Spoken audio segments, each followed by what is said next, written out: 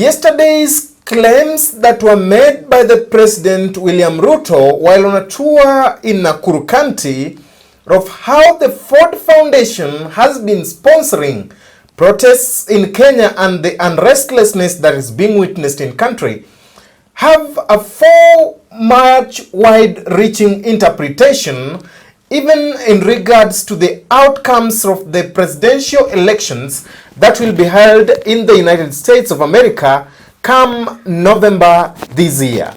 And that could be some of the reasons as to why President Ruto is so much of a restless person. Welcome to the Bold Analysis. My name is Frank. If at all Donald Trump will be elected the President of the United States of America, then that would have a far much reaching diplomatic consequences, and not just diplomatic consequences but also economic consequences on the presidency of William Ruto. And that could be as to why, or could be surmounting to the reasons as to why Ruto himself doesn't know which way to go and which way to handle the current and current situation that is in Kenya. That's why he's trying all the means and options that are kind of available to him, but though limited. You saw the issue of calling for a multi-sectoral dialogue, which many people have come out and rejected and opposed it. He's been shifting blames to the likes of Ford Foundation, shifting blames to the likes of IMF, Russia, even people surrounding him. Even the spokesperson of this government, Isaac Mwaura, also made the very claims. Of course, those accusations yesterday were met by a rejoinder in form of a press statement. I'm displaying it on your screens right now, where the Ford Foundation responded by reminding him, or reminding the government of Ruto, that they are the ones who sponsored the climate change summit that was held sometimes back in Nairobi, that Ruto himself hosted as the president of this country. And he's been riding on the issue of the climate change, with even reports indicating that in the part of his next cabinet that he's going to make, the Ministry of Tourism and Environment will have an additional name added to it, climate change, with some reports suggesting that he might or is likely to retain the likes of Susan Saipan Tuya back to the cabinet under that name. So even that trip that he made to the US, Ford Foundation was one of the sponsors. Even at that speech that he made, I think it was at Kata Foundation, at Jimmy Kata Foundation, at Jimmy Kata Center, on democracy, that speech on democracy. There were reports, and even the organizers from Ford shared on social media of them having participated in the organization of the same. So it seems as a situation that whatever seems here is like kind of a relationship that had turned sour. That is what is presenting itself here evidently. And so still on the outcomes of the November elections, he seems to be very much worried about the promises that were made to him by Joe Biden. Biden made many promises in regards to how much or how far he's going to support the presidency of Ruto, after Ruto seemed to be so much alienated or allied to him. And they made some promises which even some members of the Congress opposed. They said that they are not going to approve those expenditures that Joe Biden intends to send to Kenya. So that one is by essence contributing to the level of worriedness that Ruto currently has in regards to the outcomes of those elections. We all know that Donald Trump is a no-nonsense man and will reverse many, if not a majority of those financial decisions that the current president promised to give to William Ruto. That is, if at all he manages to be the next president of the United States. And we all know, as part of what he's been doing, he expected that once this aid comes, then he will use majority of them to maybe what I would term as chest thumb to Kenyans of what he's been able to achieve, what he has been able to do just with using some of this foreign aid. Also, those accusations made at Ford could be interpreted, I've seen some people interpreting them, some analysts, of course, international analysts, that he is kind of trying to throw Joe Biden under the bus. That Ruto is trying to throw Joe Biden under the bus because he knows Joe Biden is a man under fire. You know how the Americans have perceived Joe Biden is somebody who is said that his chances of getting re-elected are day by day getting dimmer.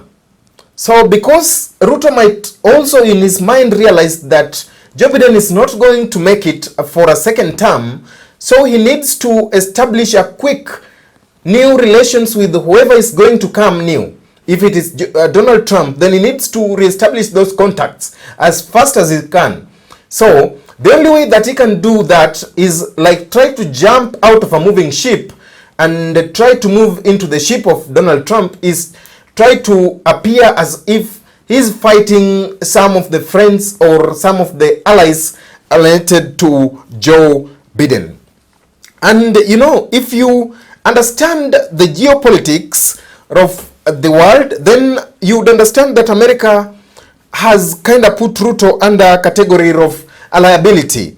You know, is now more of being viewed as a liability because they have intelligence. They had even prior intelligence that there would be waves of protests. You saw even in the submissions of the IMF, in their submissions that they made to Ruto and his government in regards to the proposals to the Finance Bill 2024, they warned him that there are likely to be witnessed waves of protests against some of these policies that we are recommending to you. So the United States of America had prior intelligence that there would be protests in Kenya. And by having that, you know, those protests, they gave them. And the results of the protests are that the government of William Ruto is not popular with the majority. And therefore, if his government is not popular with the majority, then they might as well as treat him as a liability because what they tend to think that maybe the next thing that he is going to face maybe is going to be a one-term president or might be forced to resign, which of course I don't see happening. But in the event that he's a one-term president, then America is visualizing ahead. So by visualizing ahead, they're trying to see who might take after Ruto. And in that event, they're starting slowly to treat him as a liability. And we know that this is not the first time that they are doing this, especially to an African leader or any other leader elsewhere. And being not their first time, they are always known for putting their interests first. You know, the American interest. It's said that if they give you an aid or a donation, then equally they must have an interest that they are going to get over the same or from the same. So on that front, if an advice would be given to Ruto, then he needs also, together with these advisors, understand the geopolitics around this particular issue. And in the event that maybe Trump is elected in as the new president, then maybe, and the pressures that people have been mounting online, you know, they've been calling for going away of Meg Whitman, for the recall of Meg Whitman back to her country. And in the instance that Meg Whitman goes away, then I tend to think from where I sit that Ruto is likely to find himself exposed. You know, is likely to find himself exposed.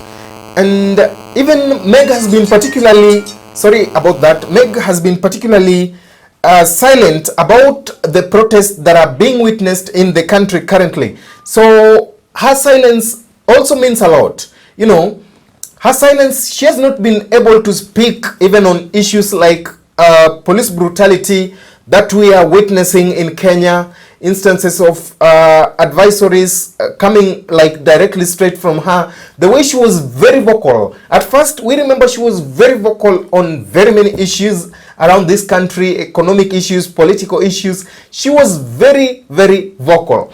But she's been silent of late. So in the event that she continues with her silence and maybe she's recalled or Trump comes in and recalls her and reassigns somebody else, then going forward in completion of his term, Ruto is going to find himself as an exposed man, because for the person who used to link her to the United States of link him rather to the United States of America was Meg Whitman. Now, in the event that Meg Whitman is not there, then he needs to find his way around and try to find another linkage to the United States of America.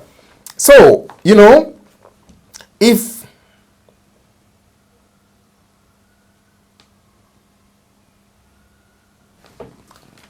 the other aspect, of course, is the aspect of Ruto having bitten more than he could chew. He bit more than he could chew. You know, he's been on the forefront trying to like appear as the president of Africa, trying to speak for other African countries and trying to negotiate for the financial architecture that is being imposed by the West, especially by the IMF, the World Bank, the Bretton Woods institutions. And in all this, he's kind of appeared as a soul man on a soul mission, though his call is good. The call that Ruto had for revising or the revision of the financial architecture that is advanced to African countries was a good call. But then he was alone in this call. Other African leaders didn't support him, didn't give him that much support that we needed. You know, this is a call that he cannot make alone. Or what if in the event that he makes it alone, then maybe it's only extended to Kenya. And there is no way that they might extend it to Kenya alone, and then other African countries continue to be paying higher or continue to be suffering some of the harsh financial architectures that have been put in place. So while attempting to deal with these financial architectures, you also had internal pressures, like from our country. We have a huge debt that we owe to these countries. I was reading a report somewhere in the Business Daily that in the last financial year, Kenya paid about a tune of about 153 billion in form of debts back to China, you know, just in a single financial year alone. So that is huge. Those are some of the pressures that he is dealing with internally. And therefore, taking that war maybe externally was meaning, had an implication that he was trying to bite more than he could chew. You even saw at some point when, I think it was a summit that was held here in Nairobi, if I'm not wrong, it was attended by Paul Kagame, that is the president of Rwanda. By the way, I've heard that he's winning his 4th term.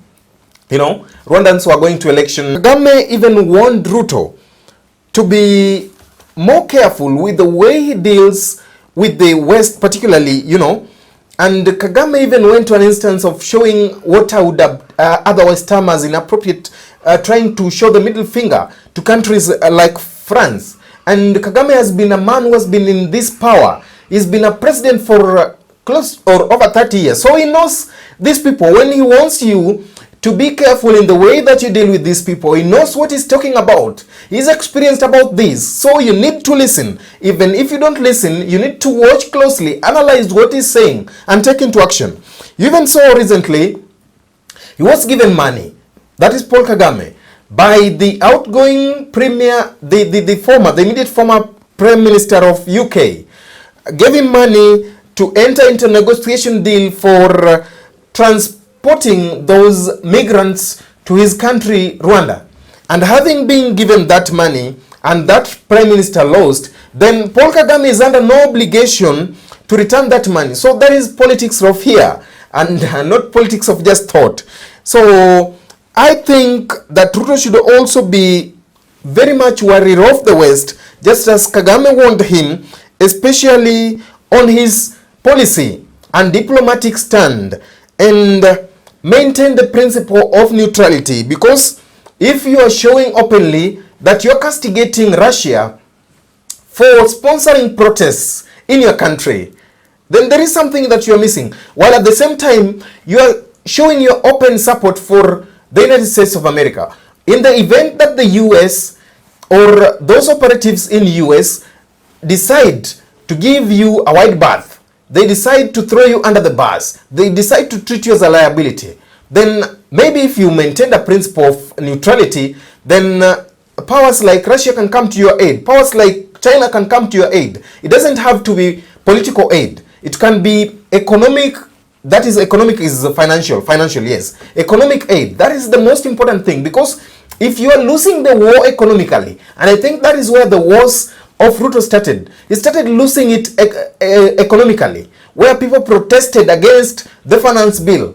People are protesting against the expenditure of the government. People are protesting against corruption, looting of money. You know, that is, if you're losing it economically, then politically you are unlikely to get it, because you might be having your political, you might be devising your means of achieving your targets politically, but when you don't have the necessary resources to run a country, then you consider yourself that you're losing. So particularly, he should also be able to look at the current trends in the geopolitics. You saw rather in UK, the Prime Minister, and I think it's a trend in UK anyway, the Prime Minister went for only one term.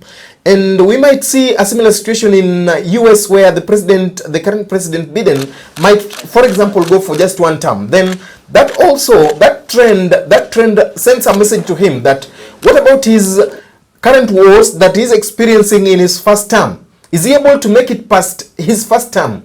And particularly, you know, after the dismissal of the cabinet, Kenyans have been calling that let us not have politicians in the cabinet. But truth be told, that is something that has happened in this country before. You know, when Mwai Kibaki decided to dismiss his cabinet or the ministers in around 2005, so that was in his first term, yes. By then we didn't have the term limits, of course, yes. So in that particular term, when he brought technocrats on the board, it is the very technocrats that helped him transform this country. The transformative agendas that we are having in this country, you remember the construction and building of the Thika superhighway.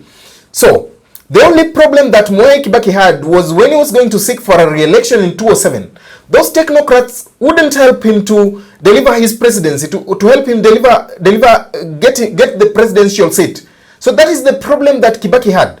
And so, by any chance that Ruto selects or appoints technocrats to this government, then he's going to have it a hard time getting back the presidency for the second term in 2027, because, you know, the advantage that he had with those politicians, the likes of Kithure Kindiki, Murkomen, you know, is that they could easily help him mobilize a drum up support for re-election come 2027, because they are people from regions, and those regions, they have people that they represent or people that they can speak to. And in the event that he has technocrats only, those technocrats are just learned people. They don't have people on the ground. They've just been appointed on the merit trough.